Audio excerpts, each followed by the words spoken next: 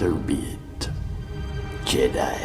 What's going on, guys? Back in another video, another episode of Read It or Skip It. And today, finally, we are on the last book of the Republic Commando / Imperial Commando series, Imperial Commando 501st. I wish I could say that this story ends on a high note and you're left with a satisfied conclusion to the characters we've been dealing with for 5 books at this point. But that is far from the truth. Unfortunately, this series was either discontinued or canceled, or Karen Traviss didn't want to pursue it due to the retcons that were shown in the Clone Wars animated series. So unfortunately, this story is open-ended. And therefore, everything that takes place really doesn't matter. But for the sake of this video and the sake of consistency, we're going to go through and talk about some things that happened. And afterward, I'll give you my thoughts on the series as a whole, how I would recommend someone approach it, and the conclusion. So to pick up where we left off, Darman and Niner of Omega Squad are essentially in the Empire now. Darman is dealing with the trauma of losing his wife for a pretty stupid reason.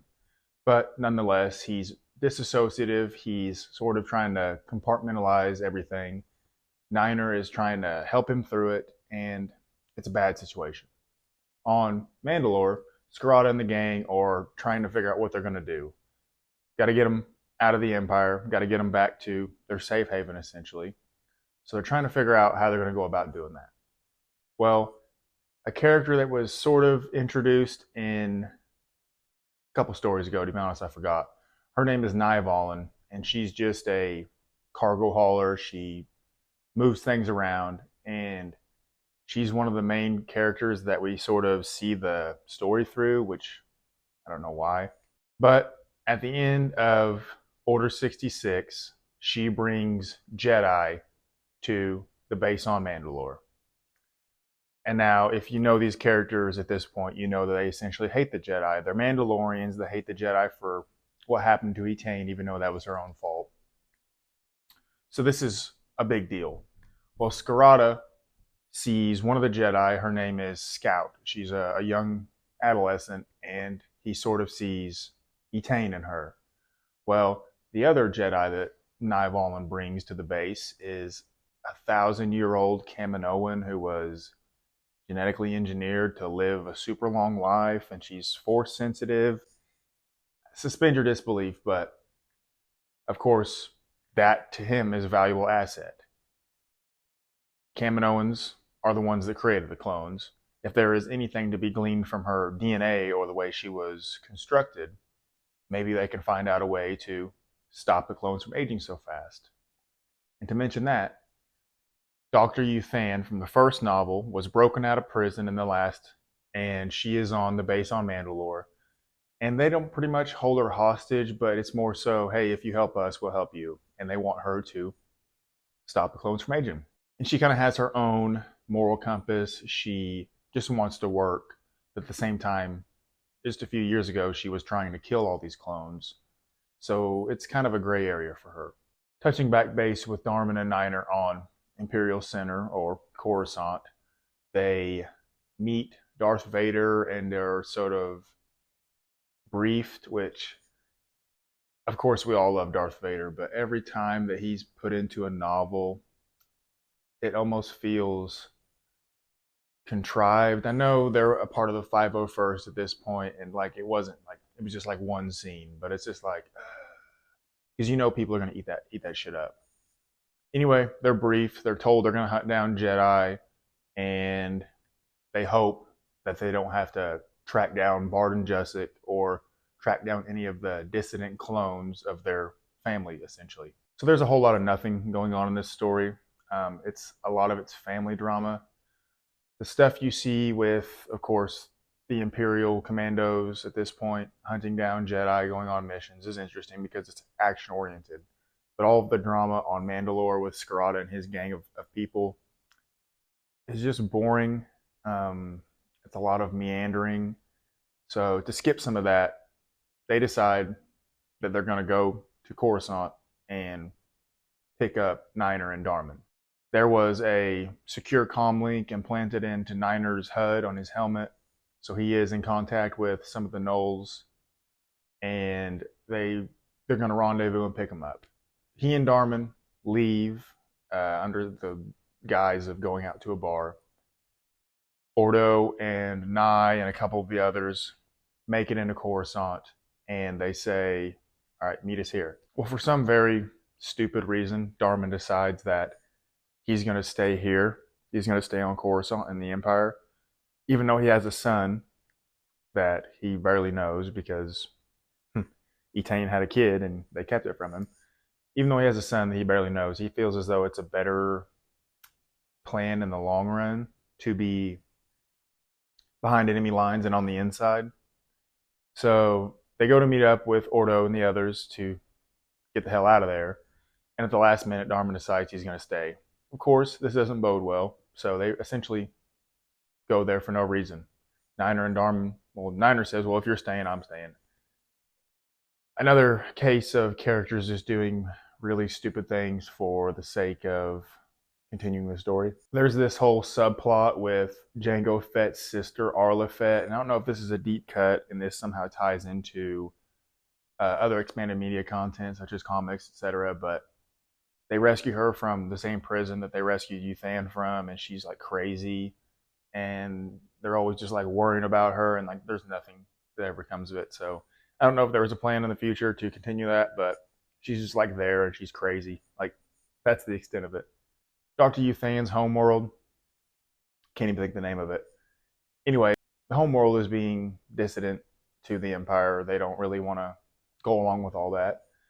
So somehow Palpatine has a copy of the FG-36, the virus that Euthan created to wipe out the clones. And we come to find out that it really doesn't work that way. It just wipes out all life. And he drops that bioweapon on her planet, killing everybody. So now she's even more motivated to design an antivirus. So that's what she does. She designs an antivirus and gives it to everybody, and they populate the whole planet of Mandalore with it, and that's that. Like I said, there's so many plot threads that just fall off abruptly because this story was just never ended that way. One of I would say important characters, but not really much so a main character of the series thus far, was the leader of Special Forces, Arligan Zay. He was like the one that would brief them and tell them, hey, do this, do that. But he's always sort of looked at as a antagonist, even though he really isn't that bad of a person, in my perspective. Well, of course, in Order 66, he's a Jedi, and they're hunting the Jedi down. So Ordo sees him while Ordo's sneaking into his office, and he's all messed up. Well, Zay has a clone that he kind of works hand in hand with, and his name is Maze. Well, as Ordo leaves, Maze essentially leads you to believe that he killed him.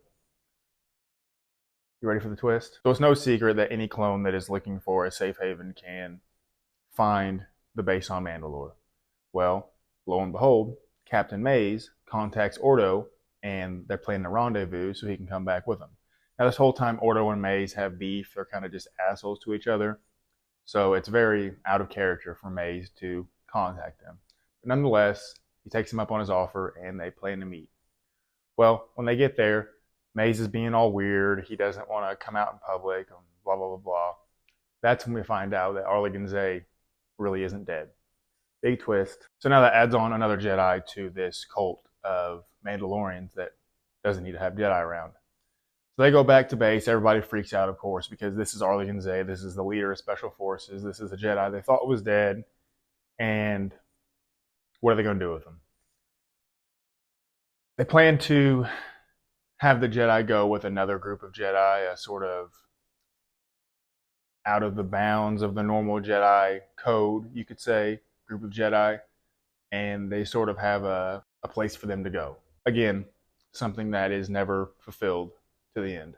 Darman finds out that there are Jedi on the base on Mandalore, and of course he freaks out because for some reason in this story, Karen Traviss spins it to a way that makes you think the Jedi are just going to steal kids, and that any Force sensitive child is in danger when Jedi are around, which we all know that isn't the truth.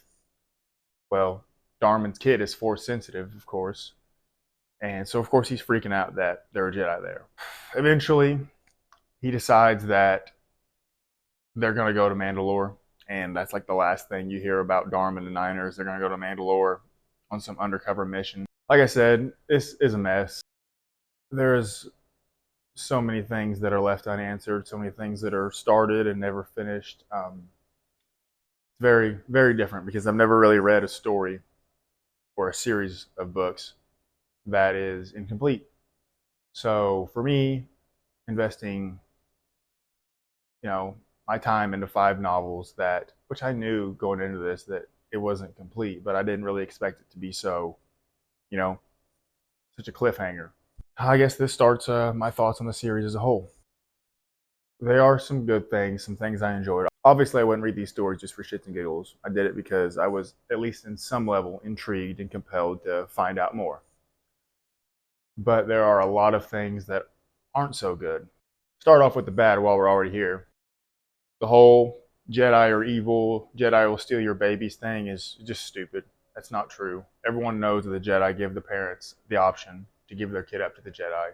So Karen Traviss interjects her bias towards the Jedi in these stories. That's obvious. Every Jedi character, aside from Etain and Bard and Jessic, who essentially aren't Jedi by the end of it, are portrayed as just scum, pieces of shit.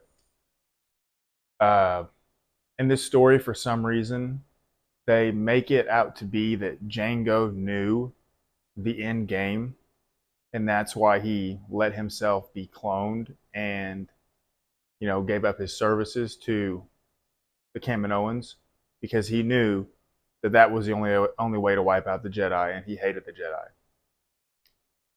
I don't know about you. I've never heard that before. I'm pretty sure Dooku just contacted him and said, hey, do this for me. I'm sure he knew Dooku was a Sith Lord, but Dooku wasn't even privy to the end goal. So for Jango to deduce that on his own seems far-fetched at best. The idea of a clone trooper and a Jedi getting together and conceiving and having, a relationship is compelling, but not in the extent in which we see it in this novel. For Etain to force a child upon Darman and him not know about it for, a year, 2 years, is just insane. And even in a real life situation is insane. And it could have been done so much better. It's to the point where you dislike Etain because of it, and that's sad, because that's just bad writing and bad storytelling, in my opinion. There's so much freaking Mandalore dialogue in this book. And what I mean is they have their own language. So there are so many words that are repeated over and over and over and over that, by the time you get through all the novels, you know what those words mean. Nervad means brother. Every character gets like the suffix at the end of their name. Ika, I-K-A, a comma, I-K-A. They call Cal Buir, and that's supposed to mean like father, or Buir means mother and father. Like, dude, I'm so tired of it. It doesn't need to be in every sentence, in every paragraph. Like, it's annoying. And I feel like any story that they have their made up language in, it just gets old and annoying. You don't need to have that all the time. Just my opinion. I would say those are like the ones that stick out to me most. So now we'll move on to the things I did enjoy. I enjoyed the deeper dive, or the better look into the Grand Army of the Republic and how it works, how Republic Commandos and ARC Troopers, etc., were trained, and how they were trained by Mandalorians. And that was cool. I didn't know that. I'm okay with that. Of course, the stories are about clone troopers, so the focus is on them. And I guess inherently, if you like clone troopers, that's a good thing. So I like that. I know I'm making it out to be like these stories are terrible. They're not. I've definitely read way worse books. They're not so bad to the point where you can't read them. Of course, that's subjective, but there isn't a whole lot that is like new that is good, you know, as in terms of expanding upon the lore. The Palpatine cloning a backup army that uh, consists of the 501st and the Coruscant Guard. I don't know how I feel about that because what we see through the Clone Wars is a good story in itself. So I don't really know what the story was. I don't know what meaning. I don't know what George Lucas's explanation of where those clones came from was, because that is what I will side with. I mean, that's my bias. George Lucas created Star Wars. He makes the rules essentially. So I don't really feel negative or positive about that. I guess it's cool because they are, in a sense, less human than the clones we spend a lot of time with, the titular characters, because they're grown like in a year. They're hyper trained and they're almost super absorbent to everything they interact with. So even like I said, the Republic Commandos look at them as different, and I guess that is why they were able to storm the Jedi Temple and murder a bunch of Jedi. I don't know. All in all, this is a very long-winded explanation to review this story, but if I were to take somebody that's never read these stories or really doesn't know anything about them, I would say read the first novel. It's the best, objectively. And if you really, really, really want to read more, by all means do so.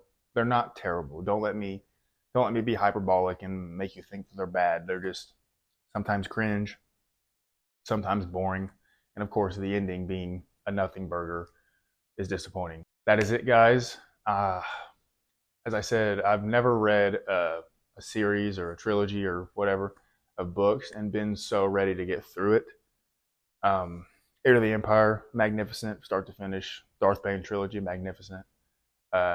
Michael Stackpole's X-Wing series, 4 novels, great, start to finish. But man, by the 3rd or 4th book, I was just wore out. I was just ready to be over with it, and that sucks. It sucks. So coming up next, we're going to have a breath of fresh air. We're going to be going over Courtship of Princess Leia. Looking forward to that. It'll be a breather because we all need it at this point. Anyway, guys, thanks for watching. Hope you stuck around this long and watched the review from start to finish. It'd mean a lot to be able to share this with you. Hope you enjoyed the video. If you did, I hope I see you on the next one.